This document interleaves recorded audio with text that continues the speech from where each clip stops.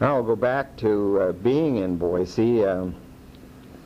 Some of the memories I have, as I say, my folks rented a place on 12th, and then after a few months they moved to another place on 13th, which was just a block over and a half a block up. One of the interesting things in that house, I think they rented mostly unfurnished places because they did have some furniture of their own, but there was some furniture in that house, and one of the items that was interesting to me was they had this old-fashioned phonograph, a record player, if you will, and the interesting thing about it was that the records were tubes. They were about the size and the shape of the inside of a toilet paper roll. After you take all the paper off, you've got that little round tubular shaped piece. Well, that's about the shape and the size of the records that were played on that particular gramophone, or record player as they called it. And there were some records there, and we were able to play those on that machine, and that was real fun and interesting, and sticks in my mind as a real important part of living in that particular house. We also moved to another place, I think it was up on 14th Street, and by now I'm getting up to about the 6th grade, and as I recall, the 6th and 7th grades were in a different school. I can't remember the name of it, but my teacher there at the 6th grade was a Miss Dahl, that I remember. And then we moved out sort of very near the edge of town. The town of Boise is situated in a basin with rather a plateau all on most sides or going around it. And up on this plateau on the one side of town was where the railroad station, and the railroad came from the town. There was a road came from the railroad station right down the hill and into the center of town to the Capitol building. Boise, being the capital of the state of Idaho, had all of the political and the governmental offices there.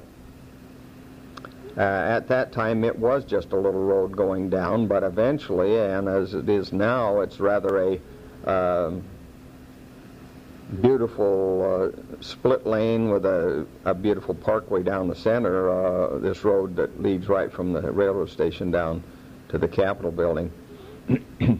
The folks rented a place right behind the railroad depot about a couple of blocks, and it was an interesting home.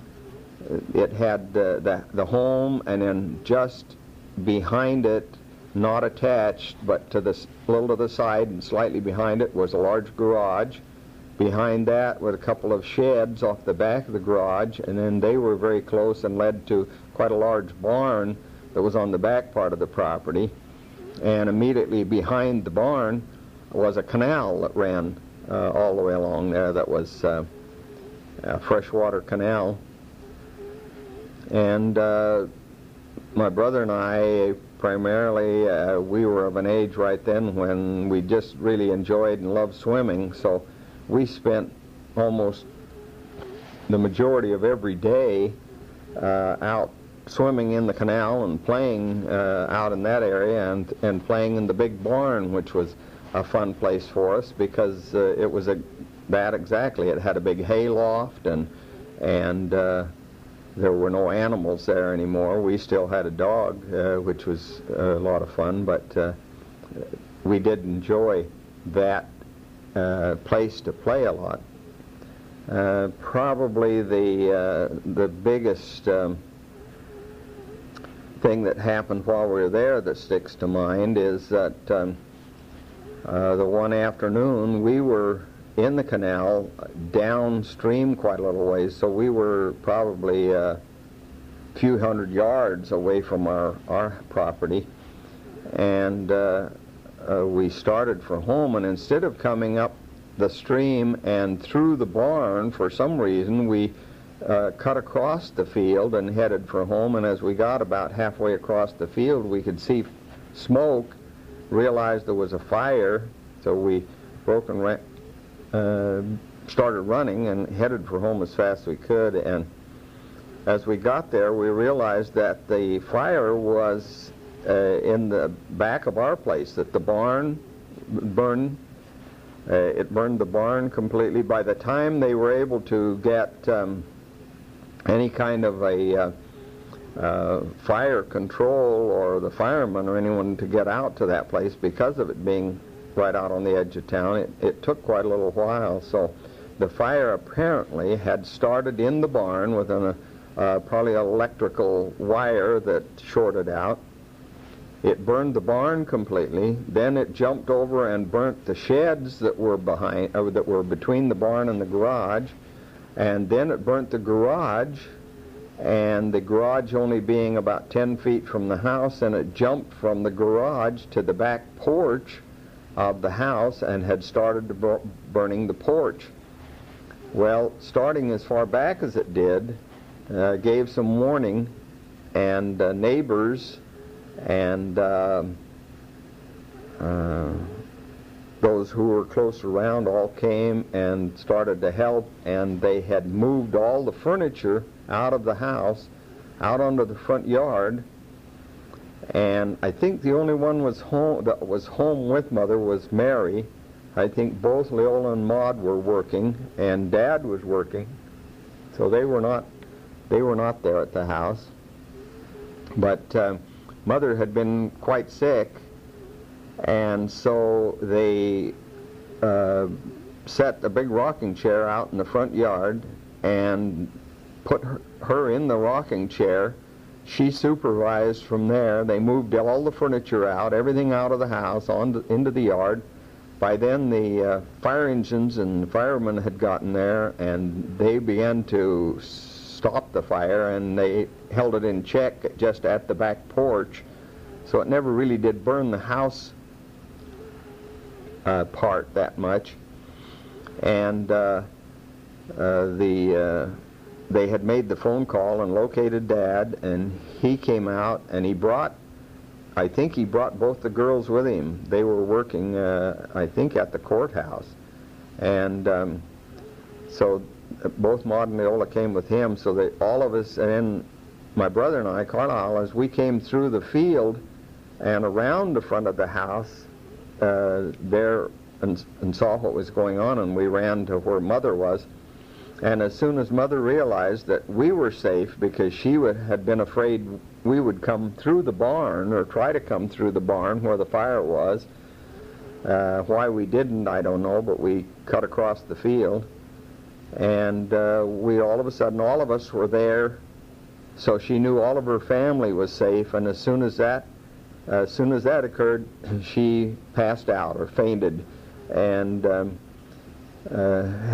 had endured as sick as she was. She had lasted until she was sure all of her family was safe before she allowed herself to be frightened and to pass out. That was such an interesting experience to me, and such a frightening one, to see the damage that fire could do and how fast it moved. And I think that stuck with me most of my life. I still to this day probably have as much respect and fear for fire as I do for any other natural disaster or man-made disaster that could occur. That rides very high in my mind and in my feelings about things that happen. We lived out there just that 1 year, and of course after the fire we very soon had to find another place to live. And this time, for the first time in my life that I was aware of, my parents purchased a home. And they purchased a home that was quite far opposite side of town. It seemed long distance to me at the time, as we look at the area now and go back and try to retrace those areas, really wasn't that far away, but it was out at 17th and Harrison on the far side of Boise, and they purchased a pretty nice home right on a corner lot with quite a large section, almost like another building lot adjacent to it that was part of the property, and it had a garage, a partial garage on the back of the property. While we lived there, Grandpa Green, Peter Bertelson Green, my dad's father, came and spent the summer, or part of the summer, with us there, and also a cousin of Dad's, John, can't think of his last name, but he also came and helped, and together they added on and made the garage into quite a nice garage with a little room over it John lived in. And at the side of the house was this extra partial lot, and Dad and Grandpa put in a big garden there to grow all the vegetables and the things that we had to eat from there. The house apparently wasn't real large, because and it may have only been just because of the summer and the heat, but I remember that my brother and I slept on the front porch. It was screened in so that it was almost like a room, and during the summer it was very comfortable out there, and we had beds or cots out there that we would sleep on during the real warm weather. Underneath the porch it was closed in somewhat with lattice work and a little doorway on it that opened and closed, and so at night we would put the dog in to keep him from running loose. We'd put him in under the porch. And one time when we were sleeping there very early in the morning, the paper boy would come by and deliver the paper. He rode a bicycle.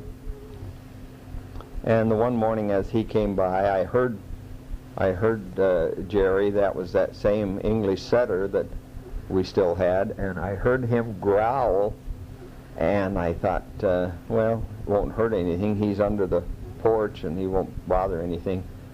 But I hadn't realized that the door going under the porch had been left open,